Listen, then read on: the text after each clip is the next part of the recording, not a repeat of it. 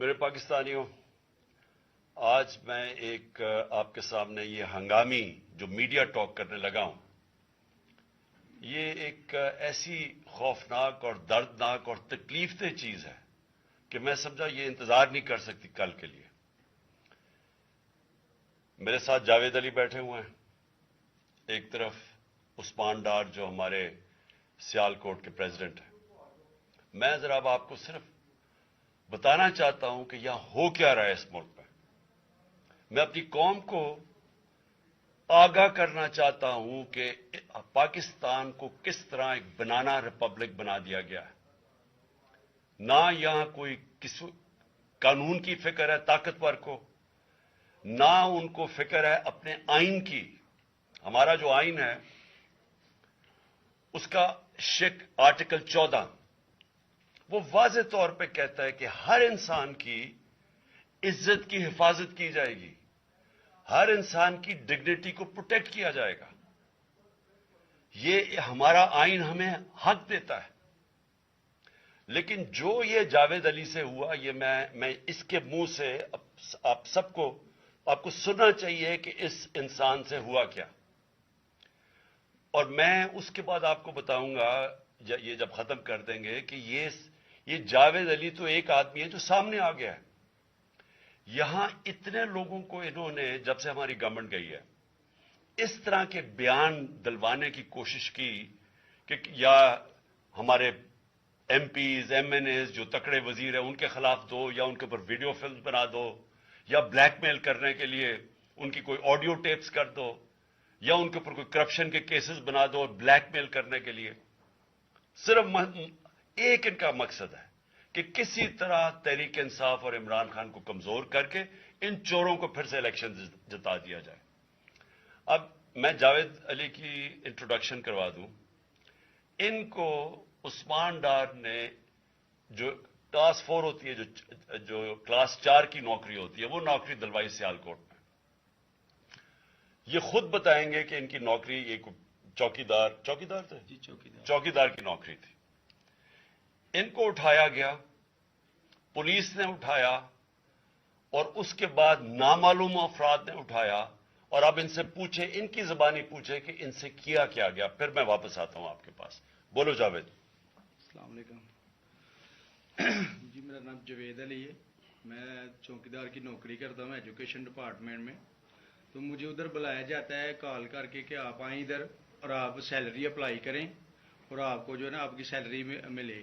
میں ادھر گیا ہوں اور مجھے ادھر صبح 11 بجے سے لے کے تقریباً 3 ساڑھے 3 بجے تک بٹھایا جاتا ہے۔ آپ بیٹھو، کرتے ہیں تقریباً ادھر 4 بجے کے قریب 7-8 پولیس والے آتے ہیں۔ وہ ادھر سے مجھے پہلے ہاتھ کڑی لگاتے ہیں، بعد میں میرے آنکھوں پہ اوپر شرٹ باندھتے ہیں اور اوپر چولا ڈال لیتے ہیں کہ جیسے میں کوئی دہشت گرد ہوں، ٹھیک ہے۔ ادھر سے مجھے پرائیویٹ گاڑی میں اٹھاتے ہیں اور لے جاتے ہیں نامعلوم جگہ پہ۔ ادھر جا کے میرے اوپر مارک چڑھا ہوتا ہے، آنکھیں باندھی ہوتی ہیں، تقریباً 7-8 بندے ہوتے ہیں وہ جو مجھے جاتے فرش پہ لٹا دیتے اور مارنا شروع کر دیتے ہیں کہ تم نے عثمان ڈار نے تم سے کتنے پیسے لیے نوکری دلوانے کے لیے۔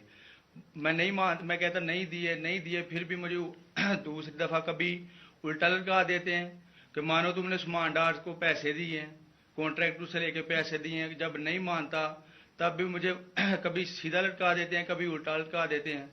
اور بعد میں جب میرے مثلاً کہ کبھی اینٹ ادھر سے اینٹ اٹھاتے ہیں، اسے دھاگے سے میرے نازک حصوں میں باندھ دیتے ہیں کہ مانو تم کانٹریکٹ سے پیسے لے کے عثمان ڈار کو دیتے ہو۔ کپڑے اتارتے ہیں، بتاؤ۔ بعد میں مجھے ننگا کرتے ہیں، کپڑے اتارتے ہیں، کپڑے اتار کے ادھر فرش پہ بٹھا دیتے ہیں کہ مانو تم نے عثمان ڈار کو پیسے دیے ہیں۔ جب نہیں مانتا تو پھر ادھر سے کہتے ہیں کہ ایک ڈالا بھیجو، اس کی بیوی کو اٹھاؤ، اس کے بچے کو اٹھاؤ اور ادھر اس کو لا کر اس کو برہنہ کرو، اس کی ویڈیو بناؤ، فیس بک پہ ڈالو اور بلیک میل کرو۔ تب ادھر سے جا کے جب میری فیملی آئی تب میں ادھر سے ٹوٹا، ان کے آگے رویا کہ اب آپ بتائیں کہ میں نے کیا کرنا ہے۔ اس نے کہا کہ آپ 164 کے بیان دیں اور یہ کمنٹ میرے کہہ رہے ہیں کہ آپ نے یہ پیسے ٹھیکیداروں سے لے کے عثمان ڈار کو دی۔ یہ بتائیں آپ کہ کوئی یہ سب چپ ہو جاتے تھے جب کوئی آتا تھا ایک آدمی؟ جب میری تو آنکھیں باندھی ہوتی تھی، ٹھیک، اس وقت جب کوئی آتا تھا ادھر، کوئی افسر آتا تھا، یہ کہتے تھے کہ بڑے صاحب آ گئے ہیں، بڑے صاحب آ گئے ہیں، اور سب سائلنٹ ہو جاتے تھے۔ جب وہ آتا تھا سب سائلنٹ تھا، اب ٹھیک ہے لگے رہو، کرتے جاؤ، لگے رہو، یہ بات. میں اب آپ کے سامنے یہ جو جاوید علی نے بات رکھی، یہ ہر طرح ہم کنفرم کر سکتے ہیں. قرآن کے اوپر ہاتھ رکھنے کے لیے میرے سامنے تیار تھے. یہ عثمان ڈار کو پھنسانے کے لیے، اس کو کرپشن کیسز میں لانے کے لیے، یہ ساری چیز، یہ جو اس سے 164 کا بیان دلوایا گیا، اور پھر بیوی بچوں کو ساتھ والے کمرے میں لا کے ان کو کہا کہ اس کو ننگا کریں گے. یہ سیدھی بات بتائے، بیوی کو کہا کہ اس کو ننگا کر کے اس کی تصویریں بنائیں گے اور پھر فیس بک پہ چلائیں گے. میں آج اپنی بڑے رسپیکٹ سے، میں اپنی عدلیہ سے، میں اپنی چیف جسٹس صاحب سے کہنا چاہتا ہوں کہ دیکھیں، میں اب سے نہیں، جب سے ہماری حکومت گئی ہے، میں تب سے کہتا رہا ہوں کہ ہمارے بنیادی حقوق کی حفاظت کون کرے گا. شہباز گل کو اٹھایا، اس کو ٹارچر کیا گیا، اس کو ننگا کیا گیا، اس کو لٹکایا گیا اوپر، اس کو مارا گیا. اس سے بیان دلوا رہے تھے کہ عمران خان کے خلاف سٹیٹمنٹ دو، جو اس کو کہہ رہے تھے عثمان ڈار کے خلاف سٹیٹمنٹ دو. اس کو میں تب بھی، میں نے صرف ایک میرے منہ سے نکل گئی اور اس سے میں نکل گئی کہ ہم جس جج نے ان کو ریمانڈ دلوایا تھا واپس، شہباز گل کو واپس جیل میں جب وہ ٹارچر ہوا تھا، تو میں نے کہا قانونی کارروائی کریں گے. میرے اوپر کنٹیمپٹ نوٹس کیا گیا، لیکن کوئی کسی نے ایک کسٹوڈیل ٹارچر ساری دنیا کے اندر منع ہے. کسٹوڈیل ٹارچر کے اوپر کچھ نہیں ہوا. پھر اعظم سواتی کو اٹھایا گیا اور ساری قوم کے سامنے جو اعظم سواتی نے اپنے زبان سے بتایا کہ اسے کیا گیا، ایک ٹویٹ کے اوپر، اس کا صرف ایک ٹویٹ کر دی تھی اس نے کہ NRO2 باجوہ نے دیا، جو سب قوم جانتی ہے. اس کے اوپر جو اس سے کیا گیا، پھر ویڈیو بھیجی گئی اس کی بیوی اور اس کی بیٹی کو. ایسی چیزیں اس ملک کی تاریخ میں کبھی نہیں ہوئی، یا میں تو نہیں کبھی سنی تھی ایسی چیزیں. شاید دہشت گردوں سے ہوتی ہوں، شاید کوئی باہر کے جاسوسوں سے ہوتی ہو، غداروں سے، لیکن اپنے شہریوں کو اس طرح کرنا اس ملک کی تاریخ میں کبھی نہیں ہوا.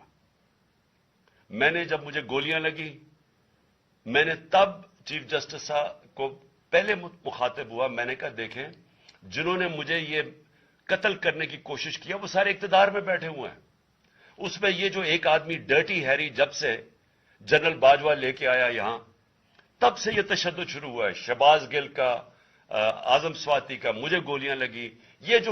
یہ جو داستان آپ سن رہے ہیں، سوشل میڈیا کے بچوں سے پوچھیں، جب سے یہ آدمی آئے ان سے اٹھ کے کیا ہوا. ان کو بند کمروں میں کپڑے اتارے گئے، ذلیل کیا گیا. ایک ماں باپ نے مجھے کال کی، انہوں نے کہا ابھی تک ان کا بیٹا نارمل نہیں ہوا. اس سے اوپر اتنا تشدد کیا کہ وہ ابھی تک نارمل نہیں ہوا. اور میں ان کو کہا، جس طرح اس کو جاوید کو کہا میں نے سامنے آؤ، سب ڈرتے ہیں، نامعلوم افراد سے سب ڈرتے ہیں، اور کوئی کسی قسم کی پروٹیکشن کسی کو نہیں ہے، کیونکہ یہ قانون کے اوپر ہے، یہ جو مرضی کر لیں، کوئی ان کو بچانے والا نہیں ہے. کوئی جاوید جیسے انسانوں کو جب یہ کرتے ہیں، اس کو پھر دھمکیاں دی گئی کہ تم نے یہ بتانا کسی کو نہیں ہے، تو ہم یہ کر دیں گے، ہم تمہیں یہ مروا دیں گے. تو یہ اس ملک کی، ہمارے پاس تو ایک ہی راستہ ہے، اور مجھے پتا ہے کہ عدلیہ کے اوپر پورا اٹیک ہے یہ مافیا کا. یہ پولیٹیشین نہیں ہے، یہ مافیا ہے جو ٹیپیں بناتا ہے ججز کی، جو ہر قسم کی بلیک میل کرتا ہے. انٹیریئر منسٹر ٹیپ چلا رہا ہے کسی کی، یہ بالکل غیر قانونی چیز ہے. وہ جج کی ٹیپ چلا رہا ہے، وہ اس کی مریم وہ ٹیپ چلا رہی ہے کسی ارشد ملک جج کی، کبھی ثاقب نثار کی ٹیپ چل رہی ہے. یہ کسی مہذب معاشرے میں یہ چیزیں نہیں ہوتی. یہ کنٹرول کے لیے، عدلیہ کو کنٹرول کے لیے صرف یہ سارے حربے استعمال کیے جا رہے ہیں. میں آج اس پلیٹ فارم سے اپنے چیف جسٹس اور اپنی ہائر جوڈیشری کو، امید تو صرف آپ سے رہ گئی ہے. اس وقت جو جس طرح کا ظلم کیا جا رہا ہے، یہ نامعلوم افراد جو کر رہے ہیں اس ملک کے ساتھ، اور خاص طور پہ جو ڈرٹی ہیریا ہے، میری ساری انہوں نے یہ کیسے ہو سکتا ہے کہ میری جو ساری جے آئی ٹی کی رپورٹ تھی جو انہوں نے فورینسک ایویڈنس جمع کی ہوئی تھی وہ ساری ختم کر دی ہے. ان 4 آفیسرز کو پھر اوپر بٹھا دیا ہے جن کے اوپر پروسیکیوٹر جنرل نے کہا تھا کہ انہوں نے میری جے آئی ٹی کی ایویڈنس سیبوٹاج کرنے کی کوشش کی. اس نے ٹیررزم کورٹ کو بتایا یہ, ان کو واپس لا کے اوپر بٹھا دیا ہے. یعنی اس سے انصاف ملے گا؟ ساری ایویڈنس ختم کر دی ہے. تو ہمیں کدھر جائیں گے ہم؟ میری ریکویسٹ ہے چیف جسٹس صاحب, یہ جاوید علی کی, اس کے اوپر موٹو ایکشن لیں, پتہ چلائیں کہ یہ کون لوگ ہیں. اور اوپر سے اس نے نامعلوم افراد نے, اس نے سنا کہتے ہوئے کہ پولیس کے اوپر سارا الزام لگانا, پولیس کو پنچنگ بیگ بنانا اور کچھ نہ کہنا, نہیں تو ہم تمہیں یہ کر دیں گے, مار دیں گے.